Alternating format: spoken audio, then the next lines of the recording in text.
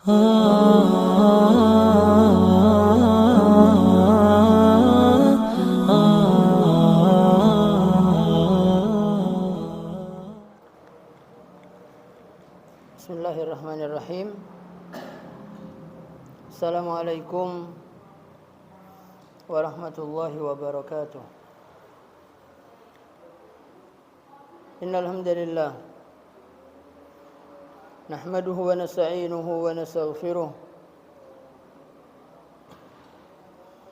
na'udzu billahi min shururi anfusina wa min sayyiati a'malina.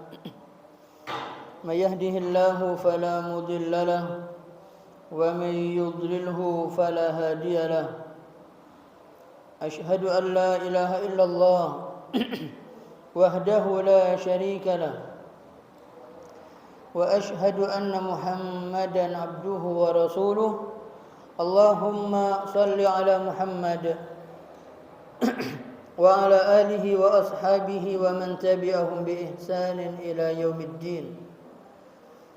Qala Allah ta'ala fi kitabihil karim, ya ayyuhalladzina amanu taqullaha haqqa tuqatih wa la tamutunna illa wa antum muslimun. يا أيها الناس اتقوا ربكم الذي خلقكم من نفس واحدة وخلق منها زوجها وبث منهما رجالا كثيرا ونساء واتقوا الله الذي تساءلون به والأرحام إن الله كان عليكم رقيبا.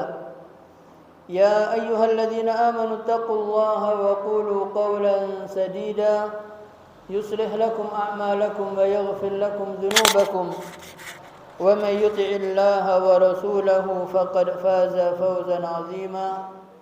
أما بعد فإن أصدق الحديث كتاب الله وخير الهدي هدي محمد صلى الله عليه وسلم وشر الأمور محدثاتها وكل محدثة بدعة وكل بدعة ضلالة وكل ضلالة في النار.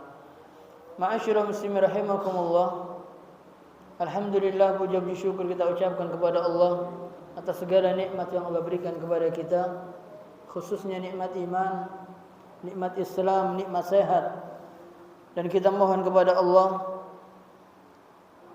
agar nikmat-nikmat ini senantiasa Allah anugerahkan kepada kita, dan kita mohon kepada Allah agar kita digolongkan dalam golongan hamba-hamba Allah yang muttaqin, dalam golongan hamba-hamba Allah yang pandai bersyukur. Dan Allah sebutkan wa qalilun min ibadiyasy syakur, dan sedikit dari hamba-hambaku yang pandai bersyukur. Dan kita mohon agar Allah golongkan kita dalam golongan hamba-hamba yang sedikit, tapi mereka adalah orang-orang yang pandai bersyukur terhadap nikmat Allah. Kemudian puja-puji syukur kita, kemudian salawat dan salam kita haturkan kepada Nabi besar Muhammad sallallahu alaihi wasallam, yang mana dengan diutusnya beliau syariat Islam sempurna. Dan kita mohon hidayah taufik agar Allah mudahkan kita dalam kita mengikuti sunnah-sunnah Nabi sallallahu alaihi wasallam, dan kita mohon agar kita dimatikan dalam keadaan husnul khatimah. Ma'asyiral muslimin rahimakumullah. Kita masih pada bab an-niyah, niat. Dan kita pada pertemuan kita yang lalu kita sampai pada hadis Nabi sallallahu alaihi wasallam, wa an Abi Musa Abdullah bin Qais al-Ash'ari. Biasa kita sering mendengar Abu Musa al-Ash'ari radhiyallahu anhu qala su'ila Rasulullah sallallahu alaihi wasallam. Nabi ditanya tentang anir rajul, tentang seseorang laki-laki, yuqatilu syaja'atan wa yuqatilu hamiyatan wa yuqatilu riya'an, ayyu dzalika fi sabilillah.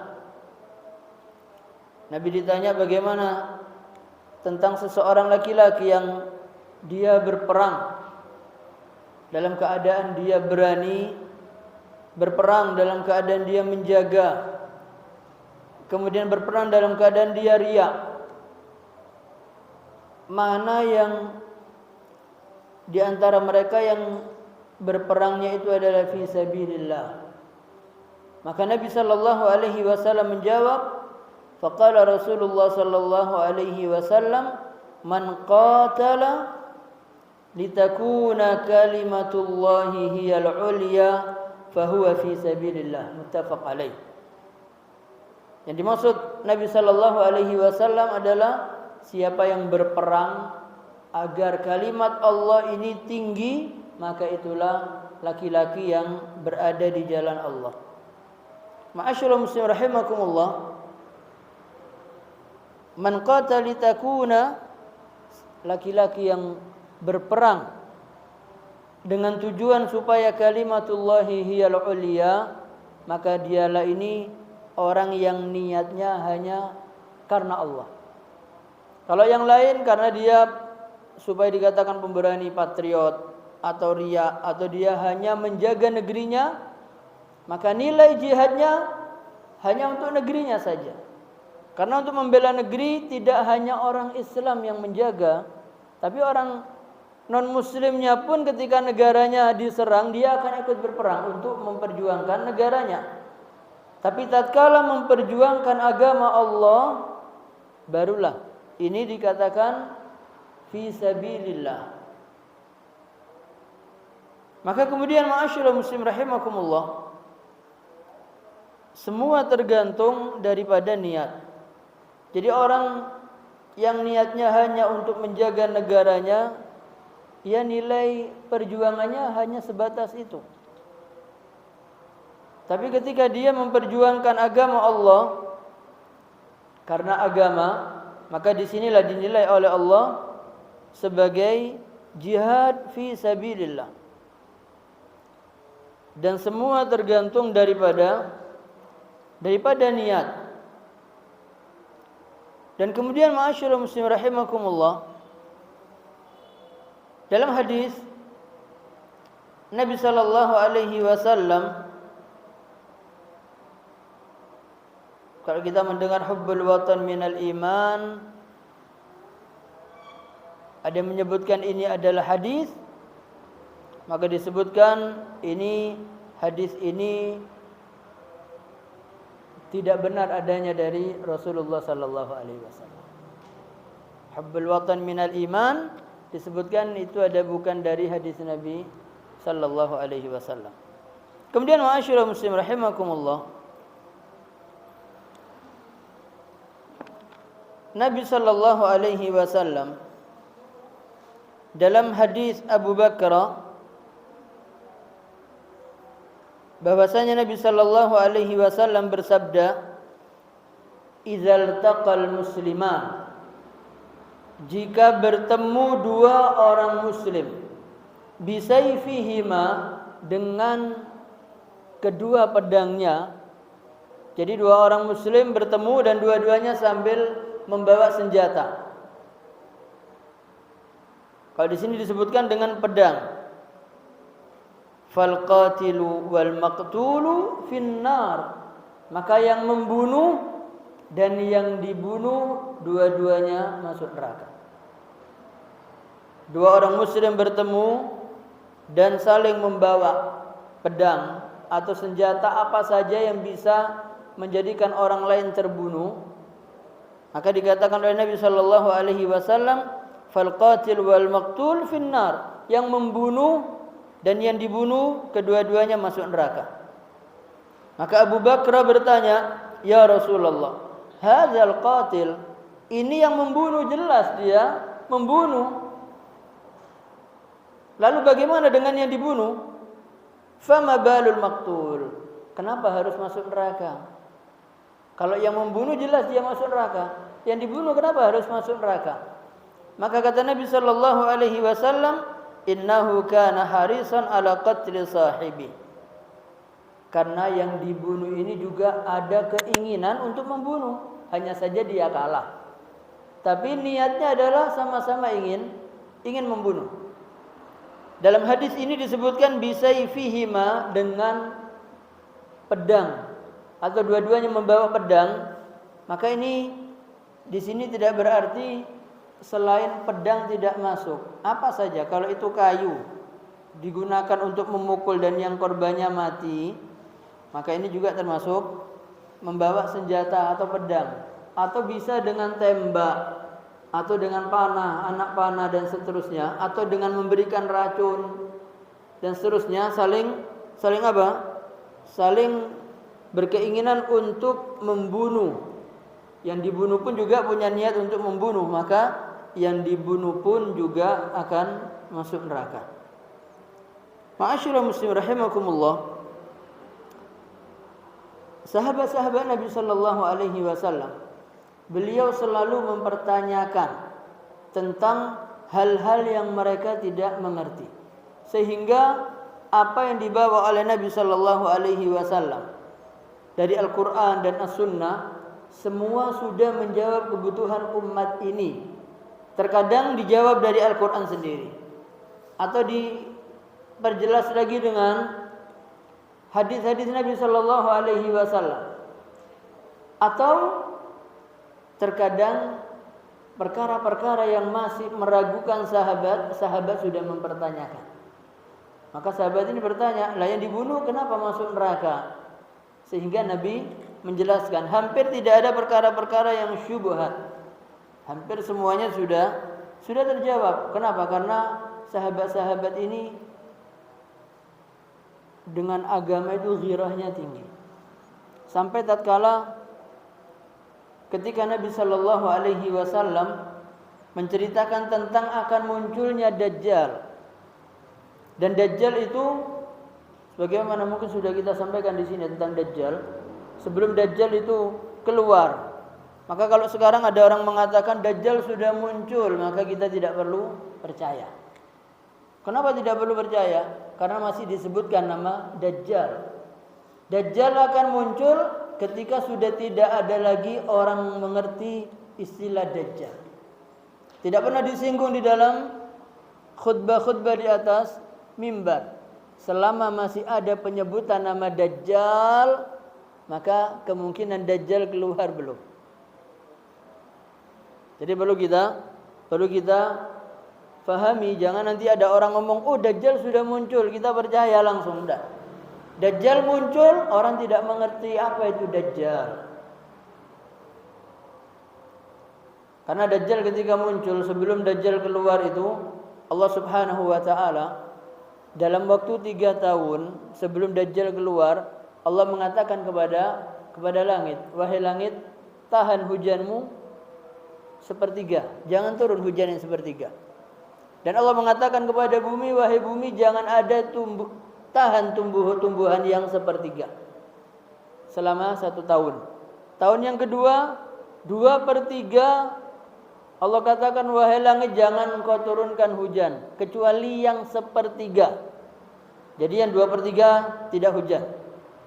Kemudian Allah mengatakan kepada bumi, wahai bumi, hanya sepertiga saja yang tumbuh dari tumbuh-tumbuhan.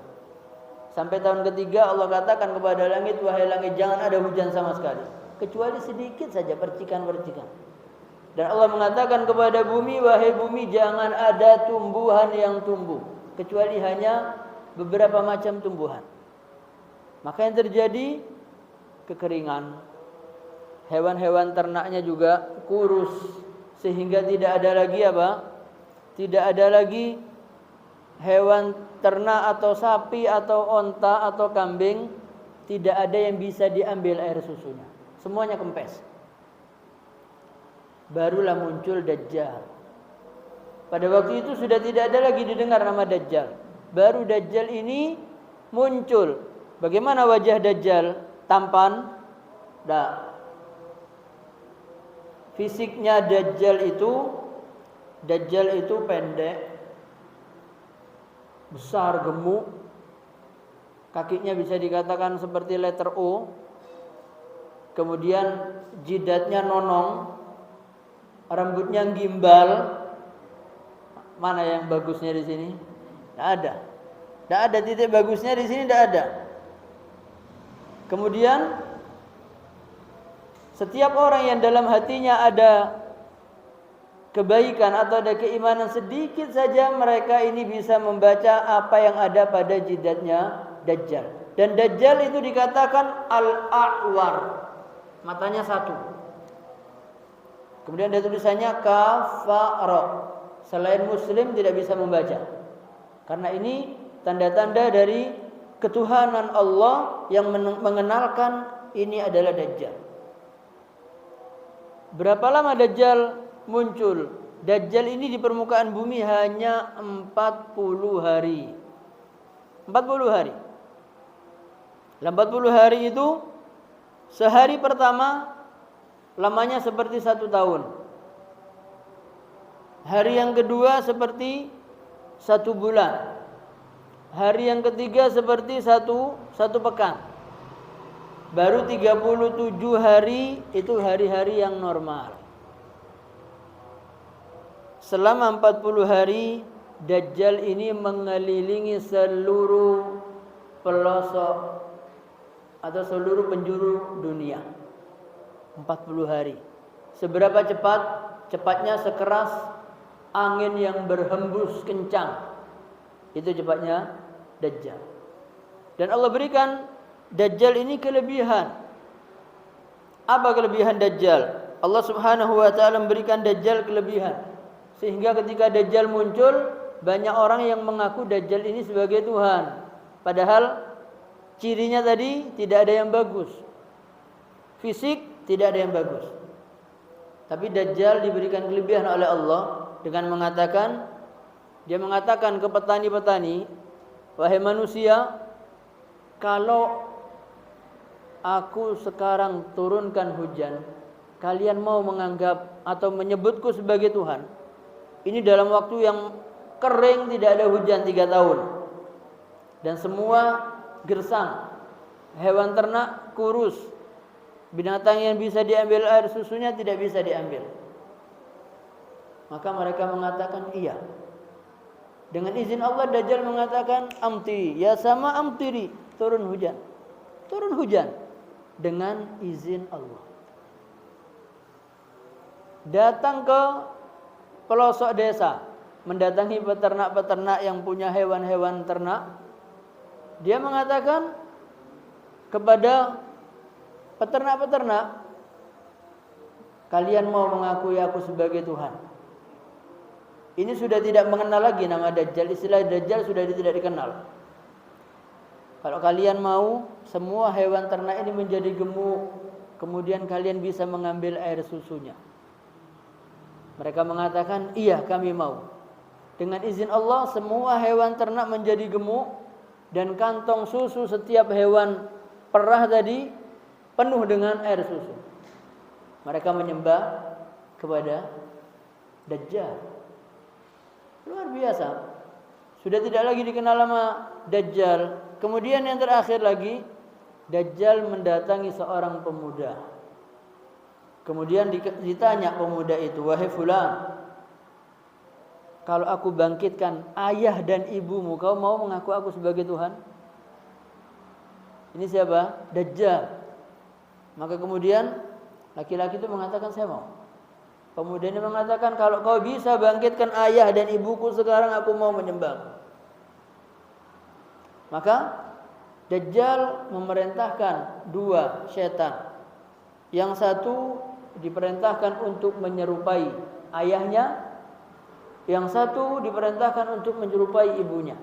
Seakan-akan dibangkitkan 2 orang tuanya. Ayahnya mengatakan, wahai anakku, ini adalah Tuhan, sembahlah dia. Yang satu lagi ibunya mengatakan dengan bahasa ibu yang lembut kepada putranya, dia adalah Tuhan, sembah dia. Apa yang terjadi? Pemuda ini menyembah Dajjal. Maka tidak usah kita nanti ngomong, dah Dajjal itu, iya kita tahu Dajjal. Nabi SAW menyebutkan tidak ada fitnah yang terbesar kepada umat ini kecuali fitnah Al-Masih Ad-Dajjal. Nabi sendiri mengajarkan kita, setiap akhir salat kita, apa yang kita baca? Setelah fil alamin innaka Hamidum Majid. Terus apa yang kita baca? Allahumma inni a'udzubika min adzabi jahannam wa min adzabil qabri wa min syarri fitnatil mahya wal mamat wa min syarri fitnatil masiihid dajjal. Nabi sudah mengajarkan. Nabi sendiri mengajarkan untuk berlindung karena fitnahnya luar biasa. Ini tentang masalah dajjal. Apa yang ditanyakan oleh sahabat-sahabat Nabi? Yang ditanyakan oleh sahabat Nabi, ya Rasulullah, dengan satu hari yang hitungannya itu adalah selama 1 tahun. Berarti 1 tahun ini terbagi 2. 6 bulan hanya malam hari, 6 bulan hanya siang hari. Tidak ada matahari selama 6 bulan dan tidak ada malam selama 6 bulan. Tidak ada siang selama 6 bulan, tidak ada malam selama 6 bulan. Itu setahun. Apa yang ditanyakan oleh sahabat Nabi? Ya Rasulullah, ayakfina salatun? Apakah cukup bagi kami 1 salat? 1 hari itu untuk hari yang selama 1 tahun. Apa kata Nabi sallallahu alaihi wasallam? Nabi menjawab, faqduru lahu qadrahu. Tidak, tapi hitunglah waktu-waktu salat yang biasa kalian kerjakan. Lah ada di belahan dunia yang lain, ada yang hanya siangnya hanya berapa jam? 4 jam. Apakah yang 4 jam ini sholatnya bagaimana? Dihitung. Bagaimana kebiasaan waktu sholat? Antara subuh ke zuhur, berapa waktunya? Zuhur ke asar, berapa waktunya? Asar ke maghrib, berapa waktunya? Maghrib ke isya, berapa waktunya? Isya ke subuh, berapa waktunya? Itu baru. Maka hikmah dari hadis yang menjelaskan tentang masalah munculnya Dajjal itu adalah menjawab bagi orang-orang yang tinggalnya di kutub, yang mataharinya hanya terbit mungkin 2 jam, mungkin 4 jam.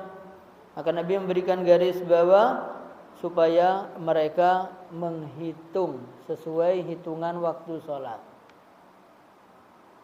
Kemudian ma'asyiral muslimin rahimakumullah,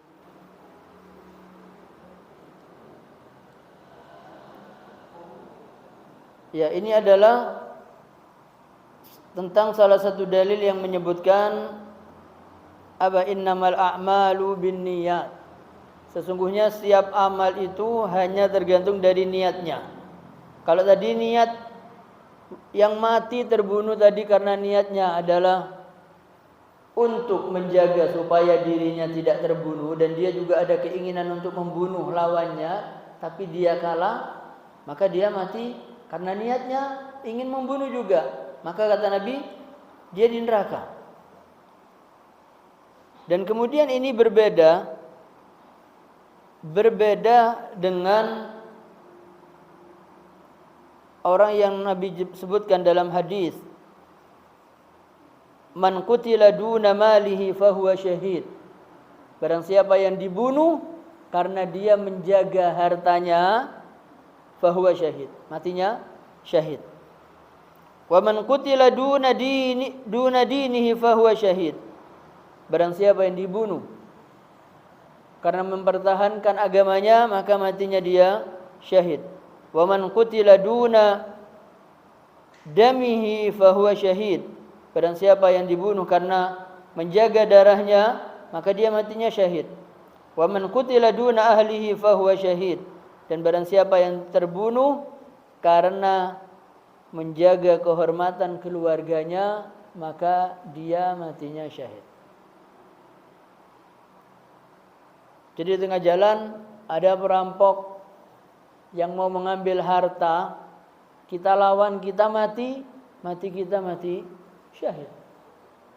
Ada orang mengganggu keluarga kita, pencuri masuk ke rumah, nyawa terancam, kita melawan, kita mati syahid. Berbeda dengan yang mati terbunuh tadi karena dia juga ingin membunuh. Tapi kalau ini dalam kondisi dia menjaga kehormatan, menjaga harta, menjaga agama, menjaga darah nyawa dia, maka kalau dia mati terbunuh, maka di sini matinya dikatakan mati syahid. Kemudian ma'asyiral muslim rahimakumullah. Ya ini sayang ini, kita ketemunya cuma 1 bulan sekali. Sehari saya absen berarti 2 bulan tidak ketemu.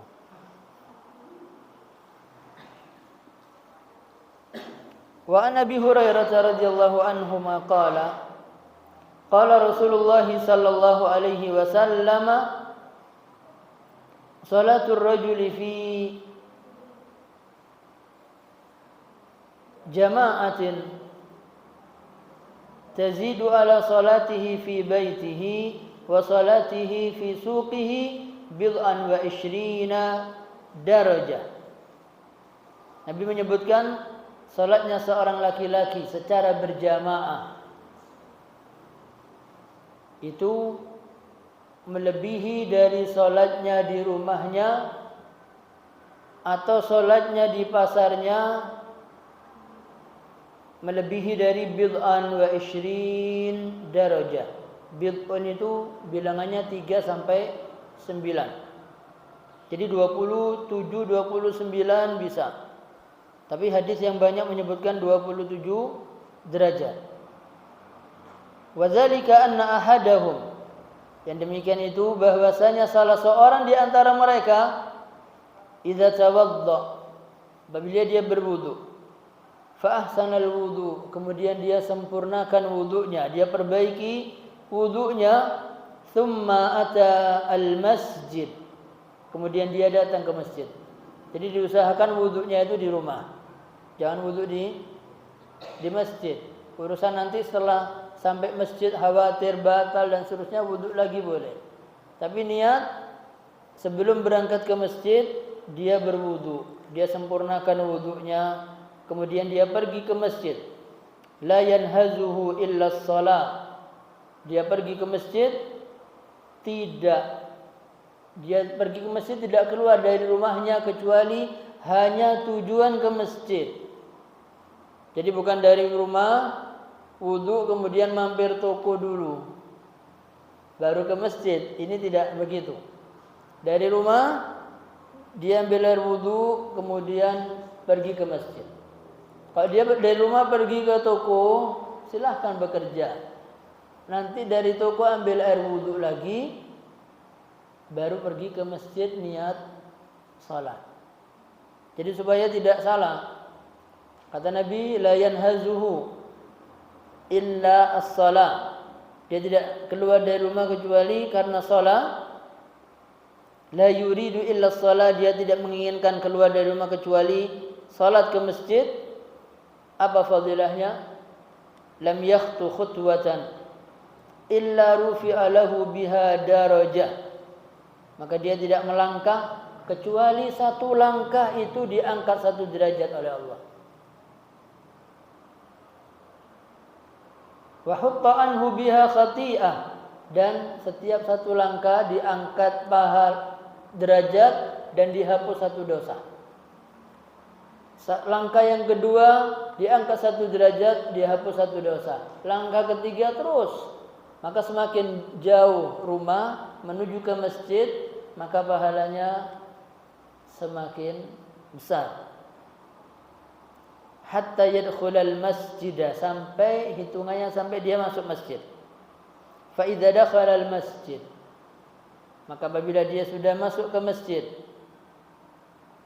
dibiasakan salat tahiyatul masjid kecuali terlambat.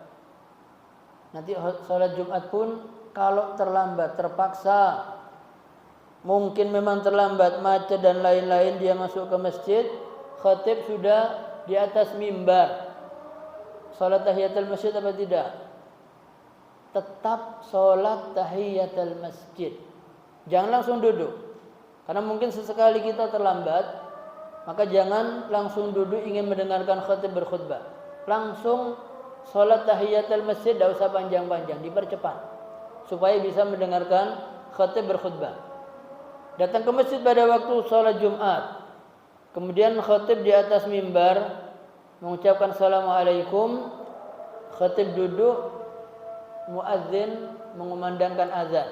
Yang datang terlambat menunggu azan selesai apa langsung dia ambil salat tahiyatul masjid? Mendengarkan azan atau dia salat tahiyatul masjid? Yang mana yang dia kerjakan? Salat tahiyatul masjid. Berbeda dengan salat 5 waktu.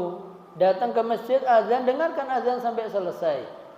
Kemudian baru kita selesai azan, selesai kita berdoa. Baru setelah itu kita salat tahiyatul masjid.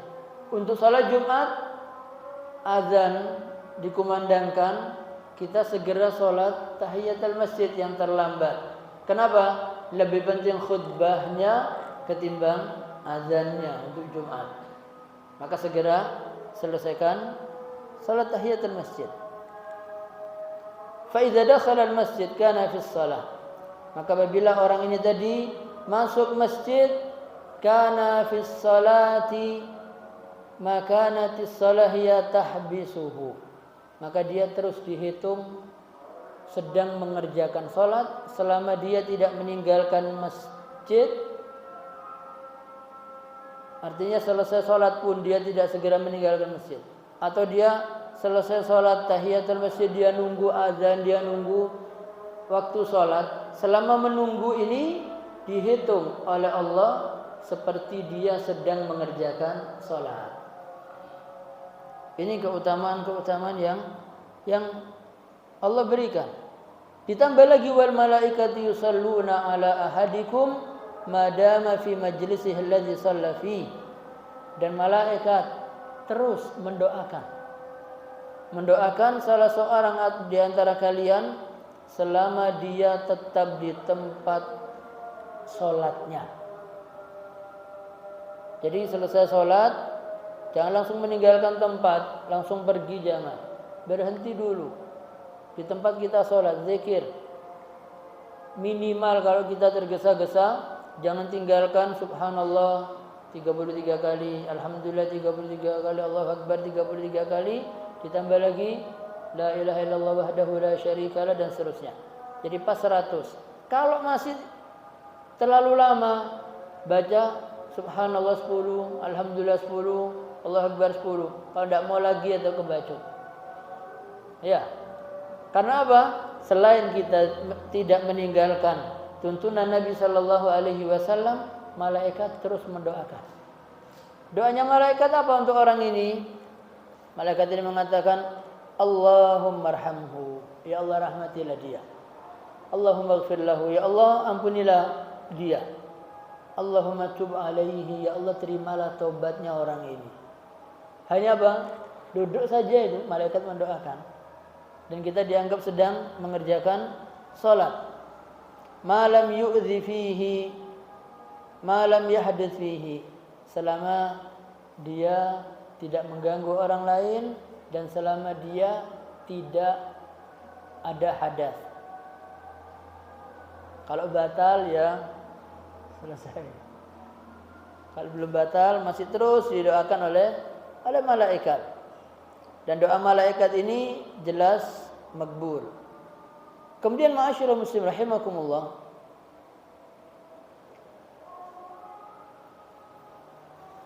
ada yang mengatakan sholat jamaah itu sunnah. Ada yang mengatakan sholat jamaah itu wajib. Tapi dalam hadis ini disebutkan dan diperkuat lagi dengan firman Allah. Makna hadis annahu idza shallal insan fil masjid ma'al jamaah. Makna dari hadis ini bahwasanya seorang ketika salat di masjid bersama jamaah, kanat hadhihi shalah afdal min as-shalah fi baiti. Salat ini adalah lebih utama daripada salatnya dia di rumah atau di pasar tempat dia kerja 27 kali lipat. Lianna shalah ma'al jamaah qiyam. Karena salat, kenapa yang membuat ini nilainya besar? Karena salat bersama jamaah itu adalah mengerjakan apa yang Allah perintahkan bagi laki-laki. Bagi laki-laki, Sementara bagi perempuan afdalnya di rumahnya. Kalau memang harus keluar untuk sholat, suami tidak boleh melarang.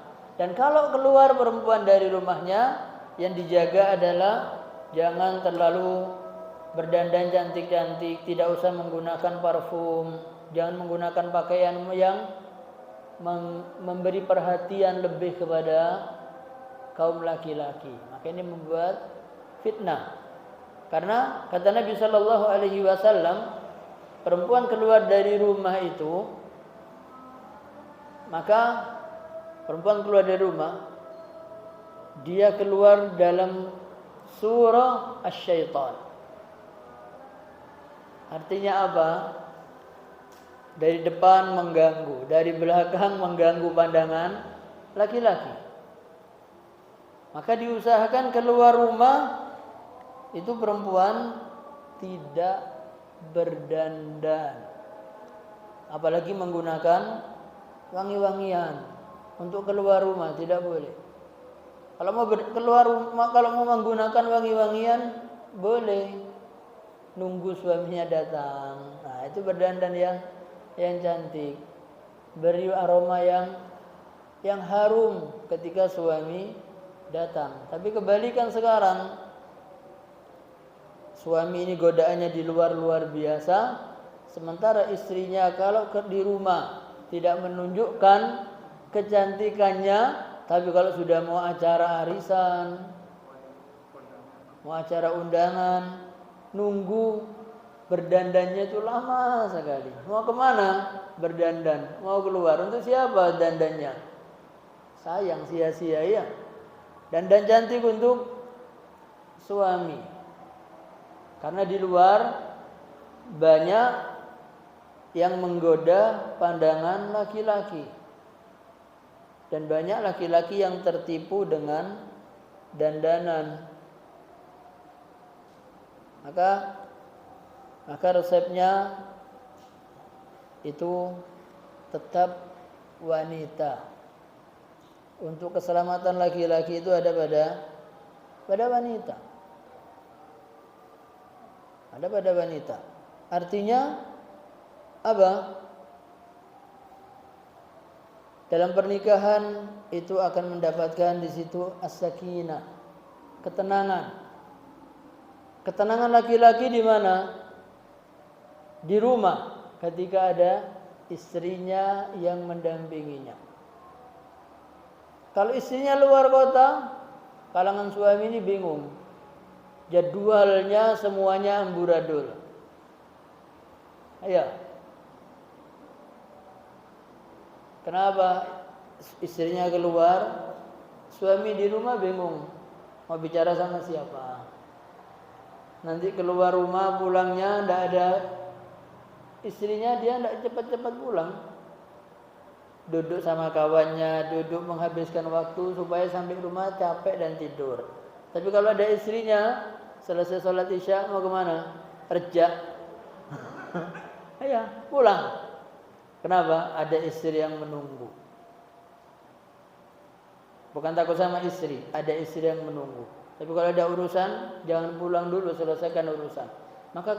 Maka Nabi mengajarkan, ini mengajarkan ketika Nabi perjalanan dari luar kota, apalagi sampai bermalam, itu Nabi memberikan isyarat. Kalau kita sekarang dengan handphone 3 hari tidak pulang, mau pulang, ini Tulungagung. Dari Surabaya ke Kediri, keluar Kediri sudah ngabari, saya sudah keluar Kediri. Kenapa dikabari? Dikabari supaya istrinya berdandan. Iya. Supaya istrinya menyambut dengan baik. Nanti suami datang membersihkan badan yang wangi, bertemu. 3 hari tidak ketemu. 3 hari tidak ketemu, 4 hari tidak ketemu, pulang istrinya tidur. Kenapa? Yang salah juga suami tidak ngabari kalau dia mau pulang. Sudah dekat dikabari, terlambat dikabari supaya tidak capek menunggu. Maka kalau terjadi seperti ini rumah tangga ini enak, tidak ada curiga. Perjalanan luar kota, di luar kota seminggu, 10 hari sampai rumah dingin dengan istrinya. Istrinya tanya kemana aja suaminya. Siapa yang salah? Suaminya yang salah kalau gini. Istrinya curiga. Masa 10 hari pulang sampai rumah langsung tidur, tidak ada pembicaraan, tidak ada begini. Istri tanda tanya kemana saja keluar. Maka istri kadang tanya, jangan-jangan ada perempuan lain.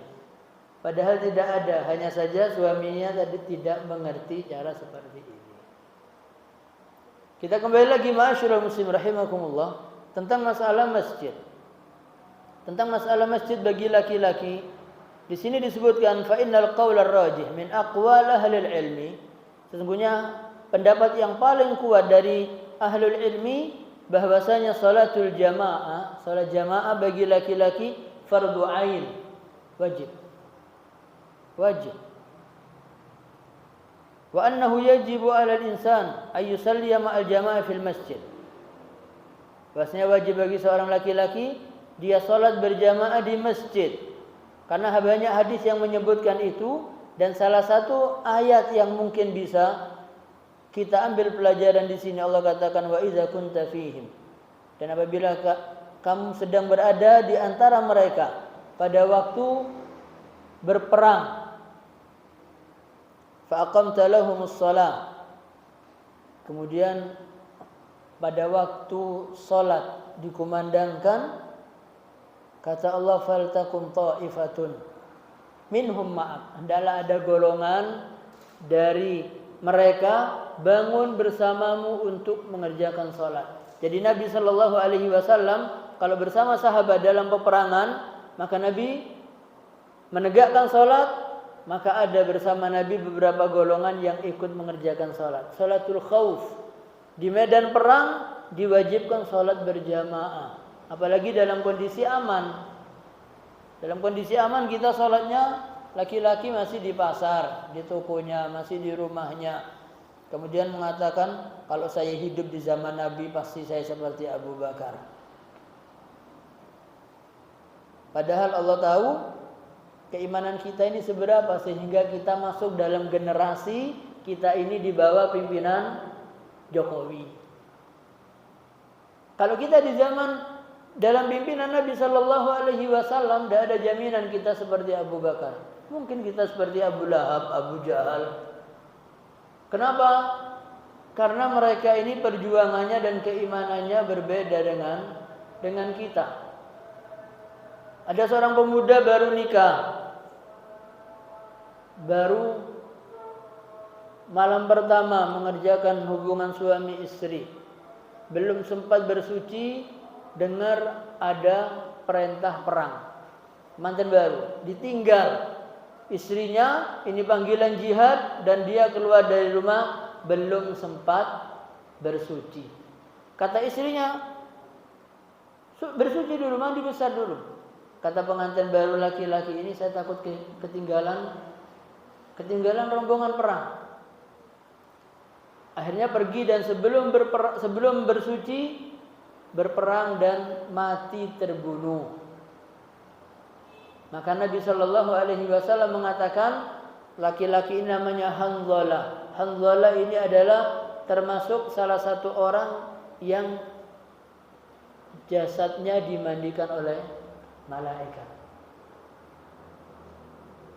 Kenapa?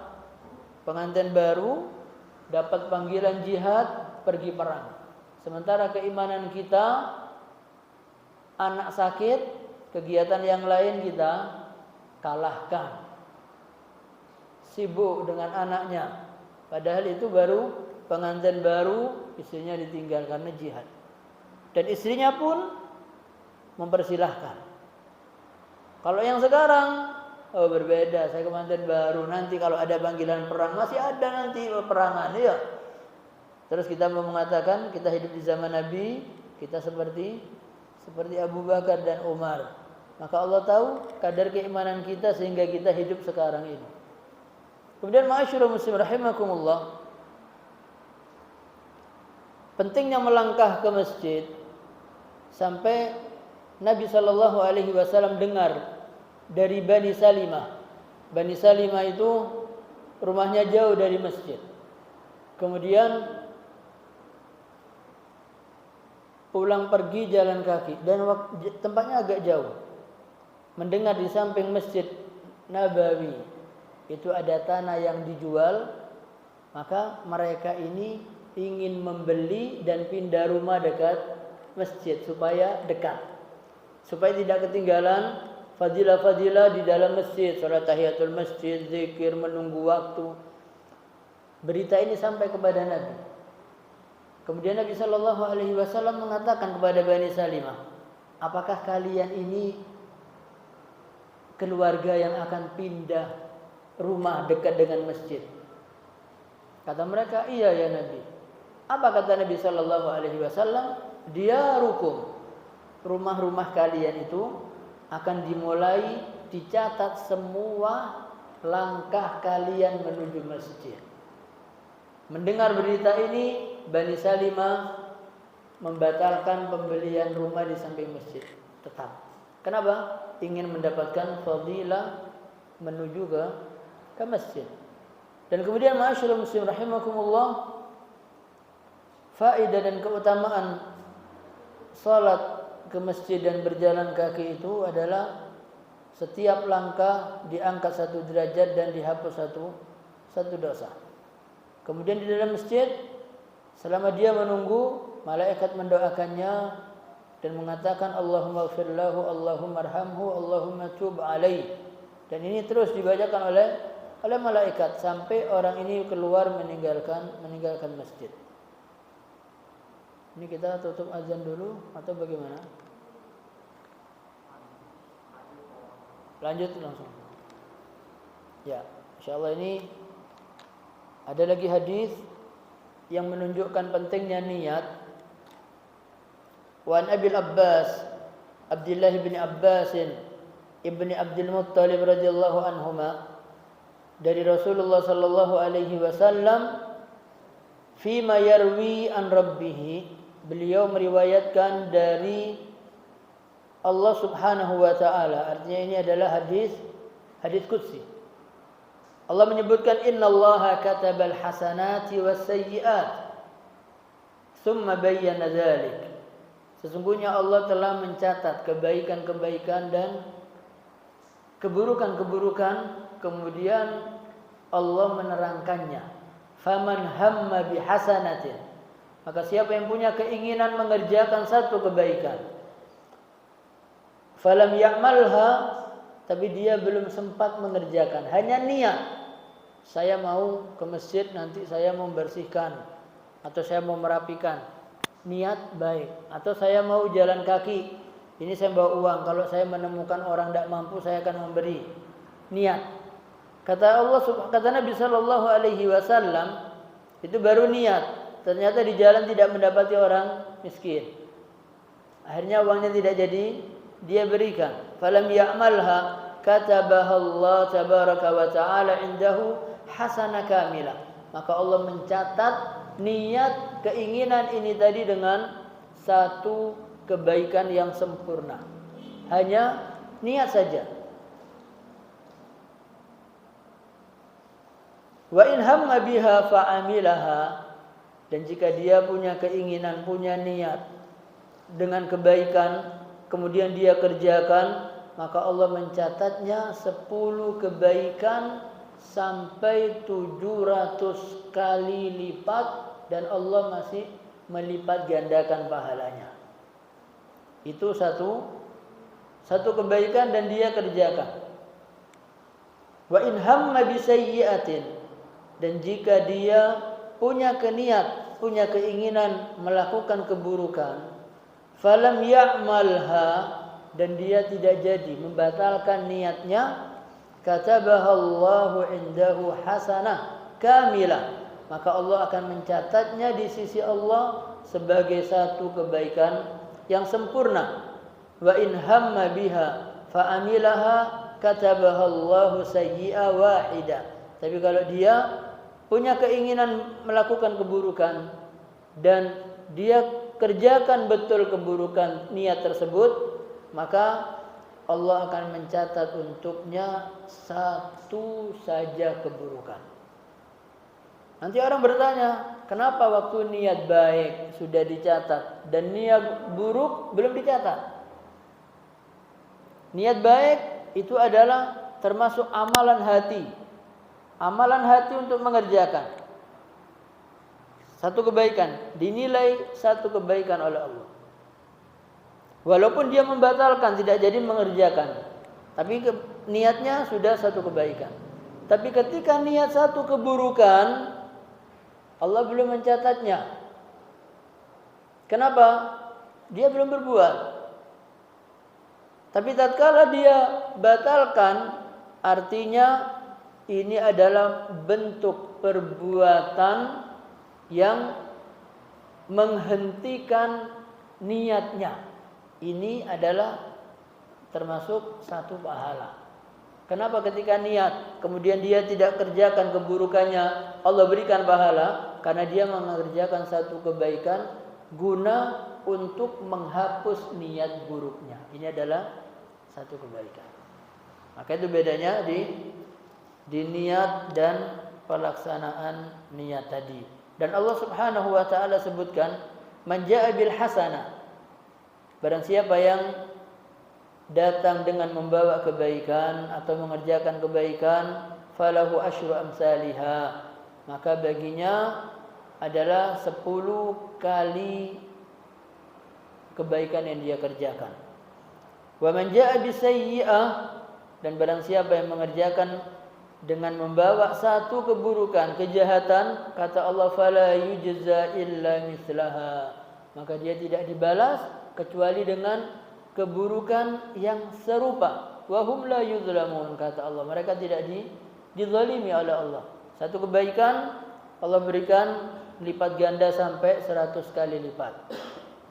Satu keburukan hanya Allah berikan satu saja dosa.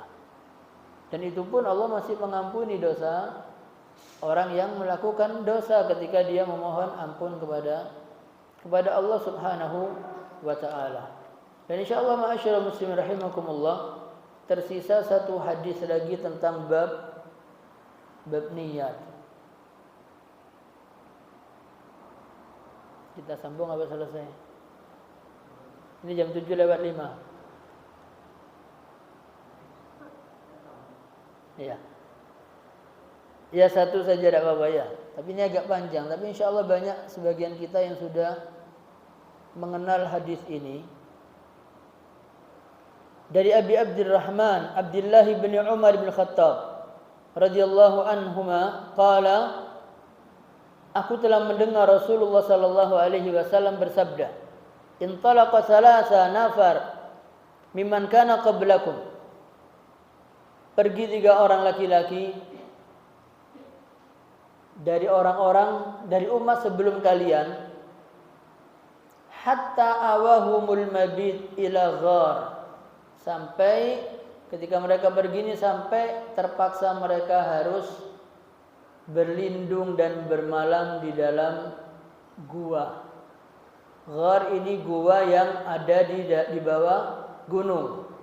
Fadakhaluhu, kemudian mereka masuk ke gua tersebut. Fanhadarat sakhratan minal jabal fasaddat anhumul ghar. Tiba-tiba dari atas gunung itu menggelinding batu yang besar sehingga menutup dan membuntu pintu gua tersebut. Faqalu, maka mereka mengatakan, innahu la yunjikum min hadhihi sakhra illa an tad'ullaha bi salihi a'malikum. Sesungguhnya tidak akan bisa menyelamatkan kalian dari batu yang besar ini kecuali kalian berdoa kepada Allah dengan tawassul dengan amal soleh kalian. Jadi diminta supaya batu ini bisa menggeser, supaya kita bisa keluar. Ini caranya hanya satu. Masing-masing dari kita berdoa dan menunjukkan kepada Allah amal soleh yang sudah diperbuat. Ini tawassul. Jadi tawassul itu boleh Tawassul diperbolehkan. Yang tidak ada khilaf di dalamnya, tawassul adalah tawassul dengan asma Allah al-husna wa sifatihil ula. Yaitu dengan mengatakan Ar-Rahman ya Rahim, Irhamna ya Rahman, ya Tawwab, tub alaina ya Razzaq, urzuqna rizqan halalan tayyiba, ya Fattah iftah lana abwaba rizq, abwaba barakatik. Dan semuanya itu ya Mannan, ya Rauf, Ultuf bina, berlemah lembutlah kepada kami ya yang maha lembut. Jadi menggunakan nama-nama Allah dan sifat-sifat Allah Subhanahu wa taala. Kemudian tawassul bil amal as-salihah. Tawassul dengan amal-amal saleh. Boleh. Nanti alasannya ada orang mengatakan amal kok diundat-undat. Enggak apa-apa ngundat kepada Allah, boleh. Ngundat kepada manusia enggak boleh.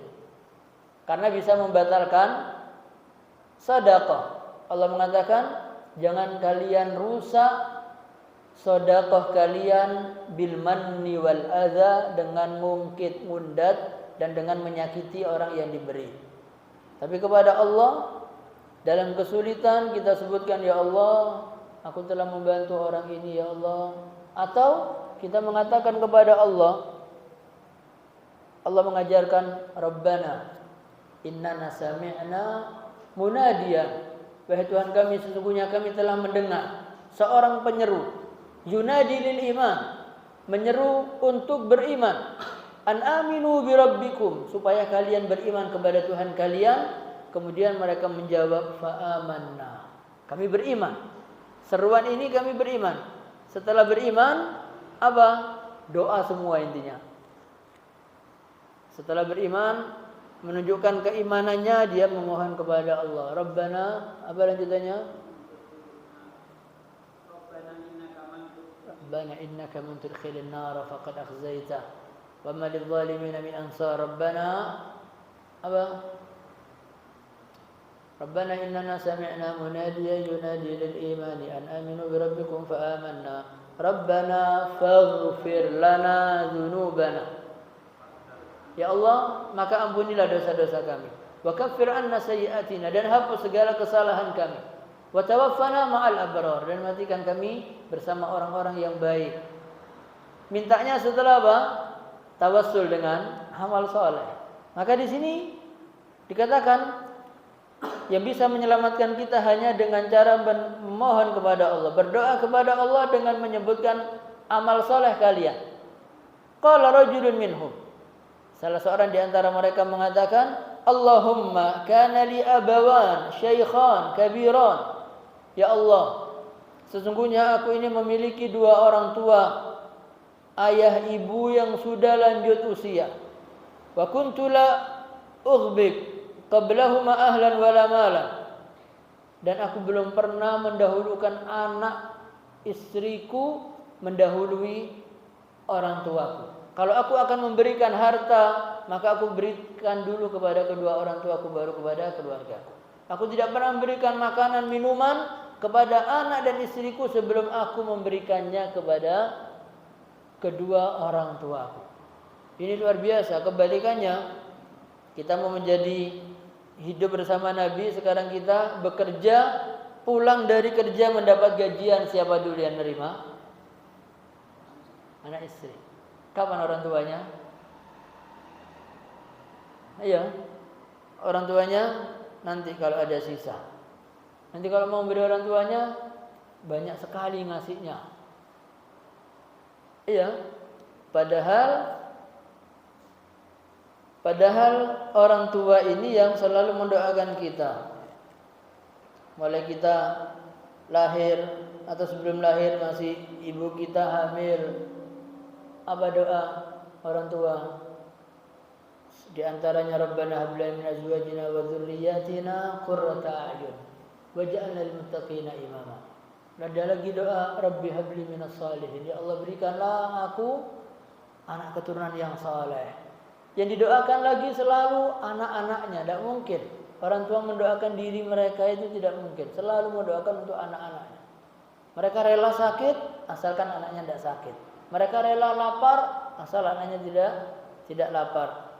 Tapi tatkala anaknya sudah menikah, kondisinya berubah. Lebih mementingkan siapa? Mementingkan anak dan istrinya. Dan di sini ma'asyiral muslim rahimakumullah, di sini contoh amal saleh. Amal saleh yang dikerjakan oleh pemuda ini, dan pada satu hari aku harus mengambil pohon untuk aku gunakan untuk bahan bakar. Dan aku pulang agak terlambat siang dan jaraknya jauh. Aku pulang memerah susu dari kambing yang aku miliki. Tatkala aku pulang, aku dapati kedua orang tuaku sudah tertidur.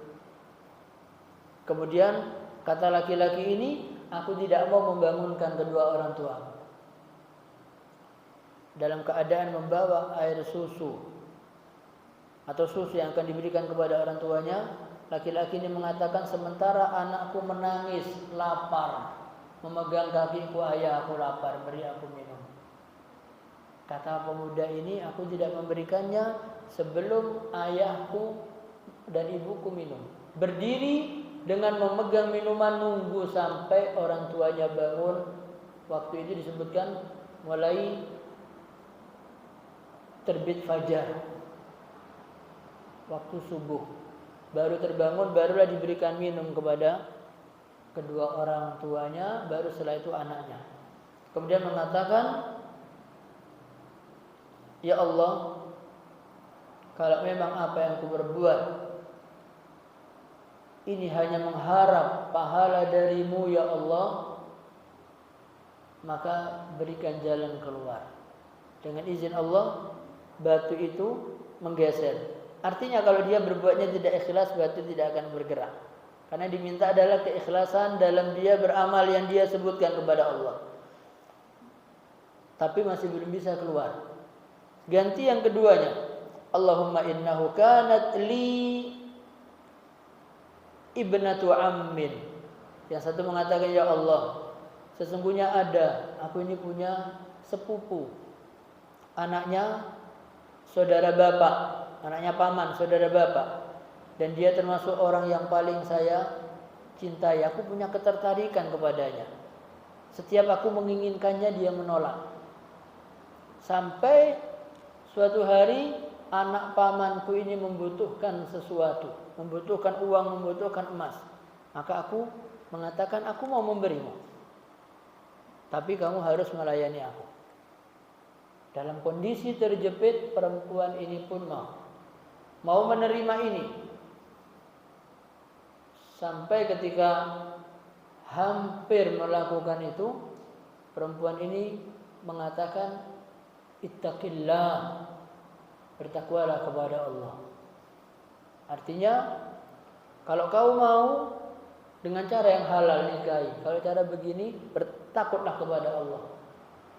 Maka kata pemuda ini, ketika aku mendengar namamu ya Rabb, aku tinggalkan anak pamanku ini dengan membawa apa yang sudah aku berikan, dan aku tidak minta apa-apa.